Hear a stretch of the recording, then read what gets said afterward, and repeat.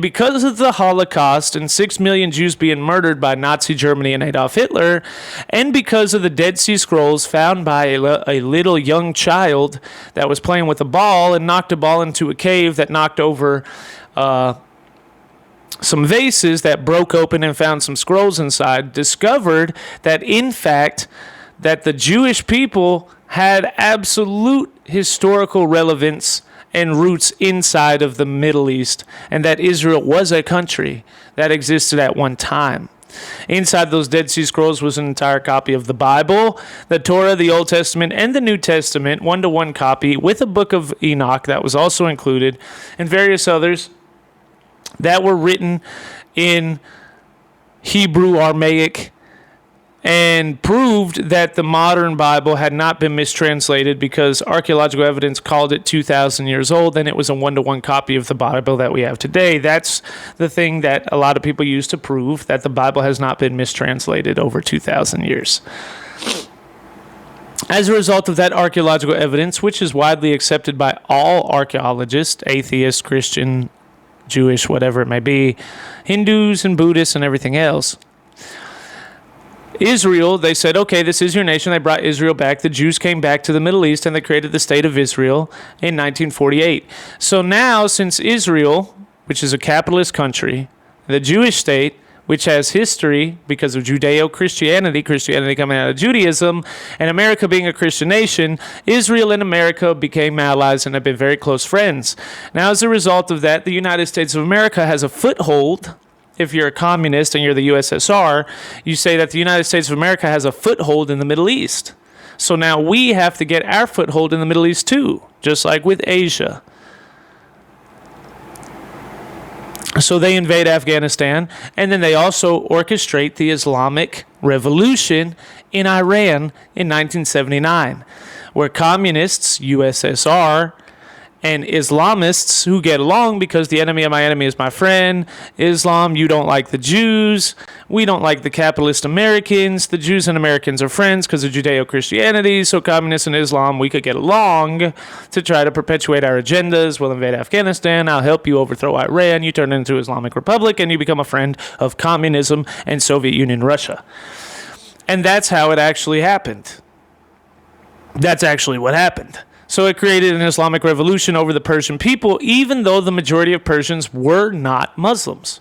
And it was not an organic revolution within Iran, and Iran did not want to become a Muslim country. The Shah of Iran at that time, who's the king of Iran, they had a monarchy before the Islamic Republic, propagandized by people that wanted an Islamic Republic in Iran. It was claimed that he was a dictator, although the people of Iran never seemed to feel that way.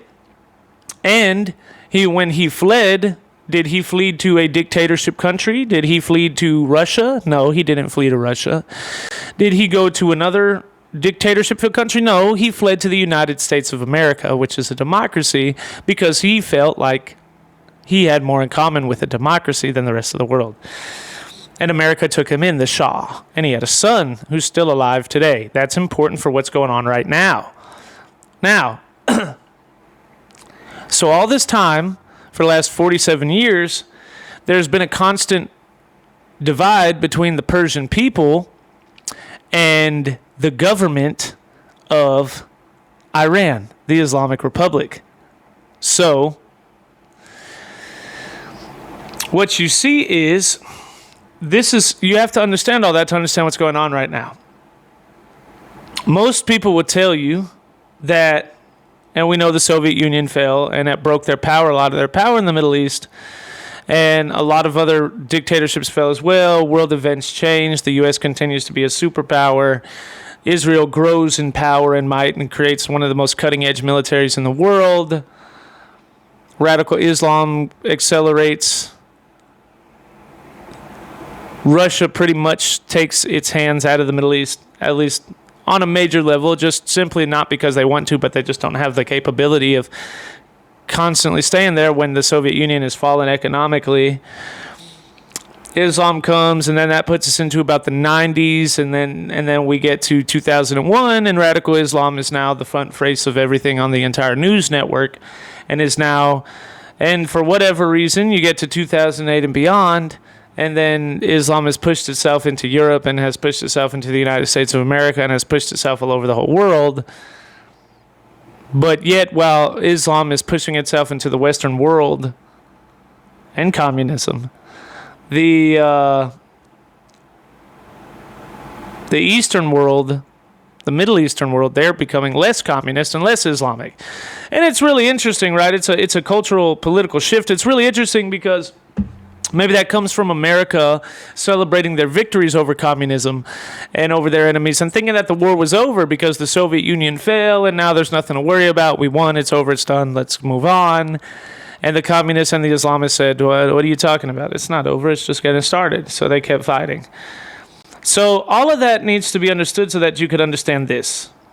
The Persian people are not Arabic. They're not even Muslim. The Persian people don't hate the Jews. They don't hate Israel, and they don't hate the United States of America. In fact, the Persian Empire created by King Cyrus started off as helping the Jewish people, and is still recognized by Israel today as being a friend of the Jewish people, right? So this is the truth of the matter today.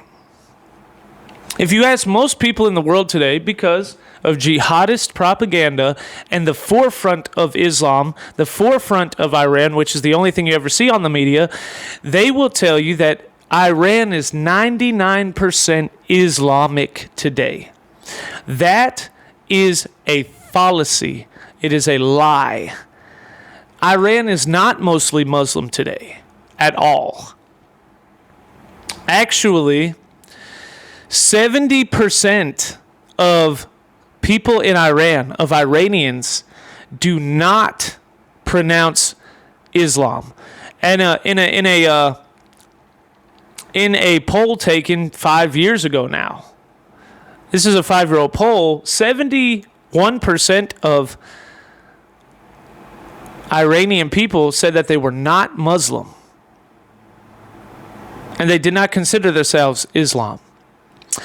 That means that only 30% of the country was considered Islam. That was 5 years ago. It's probably much smaller now. Now it's estimated that it's probably around only 25% of Iran is Muslim, or maybe 20% or less. It's gotten so small. That's one of the reasons you see in this major revolution over the Islamic Republic. You have to understand this. People think that that Iran is 99% Muslim. The only reason they think that is because the only words that they ever get from Iran are all completely crazy pro-Islamic radical rhetoric. But that's because they're not hearing the people. They're hearing the Ayatollah. They're hearing the Iranian regime. But the people scream as loud as they can, but it seems to go into a void because their words can never get out of Iran, because Iran censors all media that comes out of Iran and all media that goes into Iran. And you have these Persian people that are being held in captivity, being held in slavery by this Ayatollah and this Iranian regime of Islamic Republic that is anti-Persian, doesn't respect Persia, doesn't respect the Persian roots of Persia, doesn't respect Cyrus. The Persian people that are in Iran, not Arabic, not Muslim, don't even speak Arabic. They speak Farsi, which is Persian. They are completely disrespected, and the Islamic Republic thinks that it will have its Persian slaves for life, and that's what it really is. The Persian people, who are less than 20% Muslim, in fact, I don't know if you know this or not, but the fastest growing religion in Iran right now is actually Christianity. Christianity is the fastest growing religion in Iran and has been for the last couple of decades.